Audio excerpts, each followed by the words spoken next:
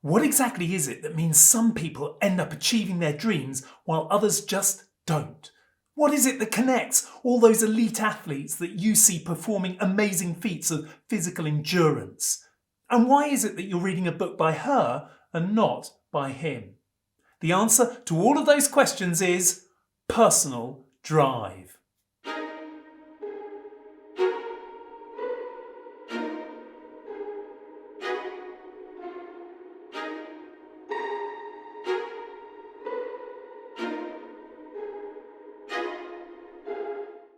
Personal drive means the self-motivation as well as the self-direction and the perseverance to get things done.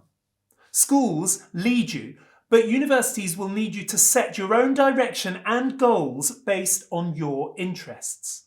All universities ask for that, actually, but elite universities won't even let you in the door unless you can prove to them that you're the kind of person who's going to take control of their educational experience. They will be looking for evidence that you have got your own internal resources and that you're not the kind of person who's just going to sit around waiting for direction. This video will give you tips on how to engage your personal drive by finding the thing that motivates you.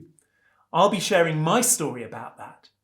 I'll also be giving you some steps to help you get going, and I'll be explaining to you how personal drive can help you practically in the application process.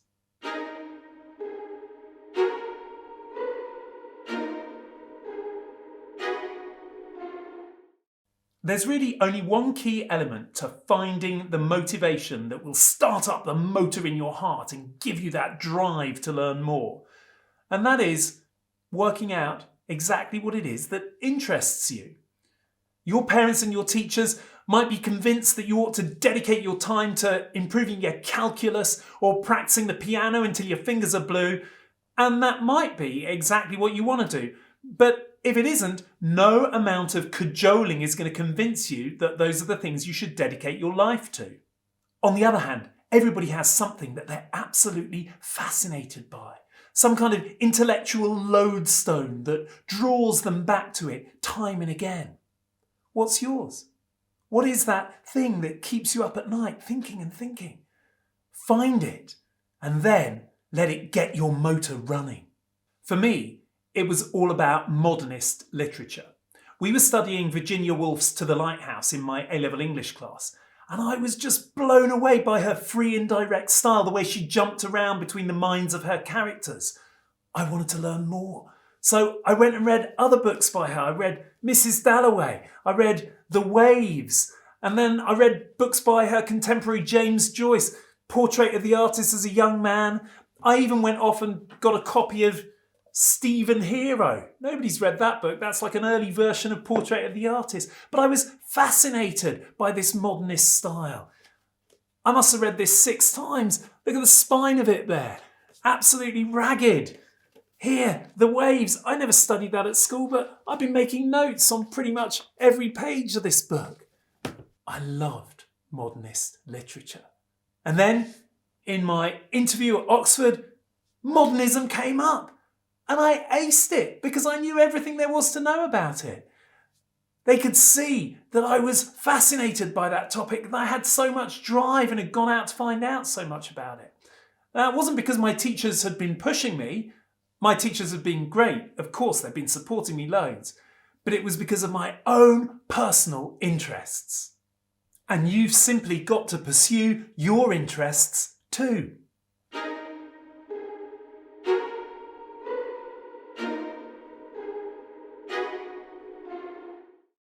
What should you do once you've found your passion? Well, then you need to find out more. If you're not sure where to start, then a great thing to do first up is to go and find a trusted adult, perhaps a teacher or a family member, and ask them where you should search to sate your curiosity on this particular topic. And they might tell you to go and read books or to watch videos or to go to an exhibition or a museum or even to do some work experience connected to some kind of more practical topic. It all depends on what you're interested in. When you've got that information, get going. Go and answer all the questions you've got about this thing that interests you. And then answer the new questions that occur to you as you're studying this topic, as you're learning, because there will always be new questions.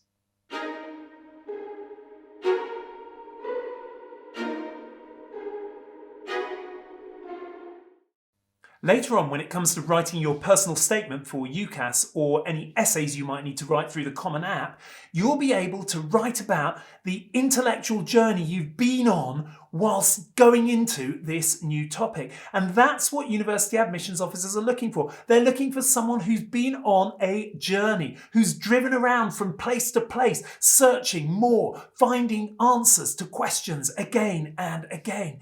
Elite universities love that. And when you write about it convincingly in your personal statement, in your essays, you're putting yourself in a really strong position.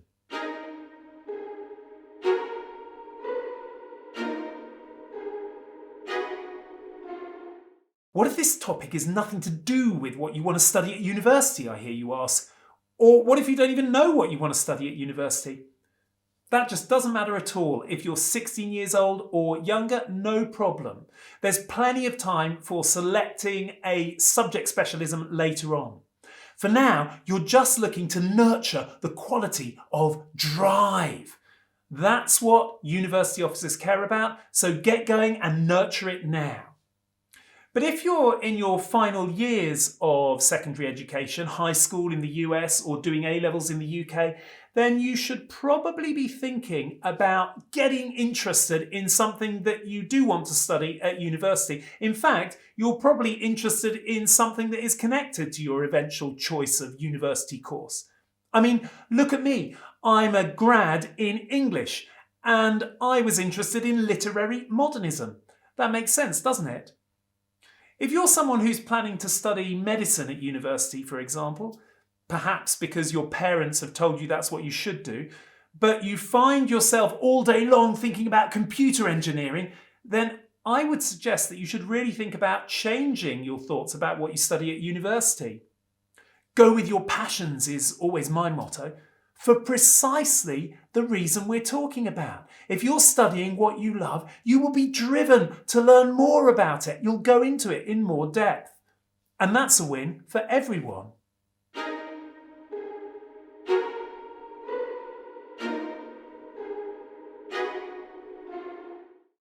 The final thing to say about drive is that no matter when you start, that quality of drive that you've been nurturing for so long is something that will carry over into your time at university and beyond, because you've simply practiced it so much. Your teachers know this, university admissions officers know this, and now I'm telling it to you. In short, getting going with nurturing your drive is setting yourself up for a life that's extraordinary.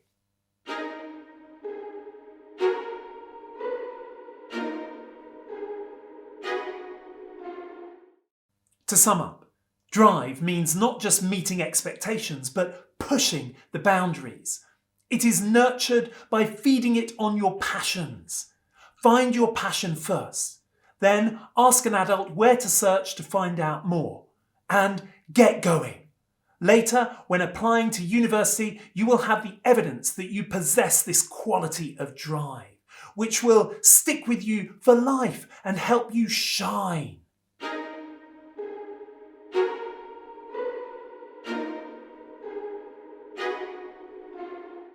Where and when should you begin? It's never too soon to start finding out what you're interested in. Tonight, when you're lying down to sleep, observe what's going through your mind. And when something intellectual occurs there, some question you want answering, seize on that and begin your journey. Do you like this video? Have you got a question?